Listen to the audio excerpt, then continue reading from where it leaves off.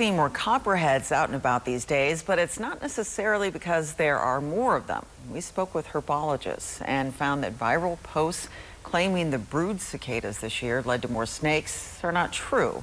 While copperhead snakes do eat cicadas, the cicada brood emergence did not impact how many copperheads are in the Ozarks, but it did increase your chance of seeing them. Nights, cooler days are going to have the snakes starting to come out and be a little more visible. They've always been there, just they've been doing all their hunting and everything at night, and resting and sheltering throughout the hot parts of the day.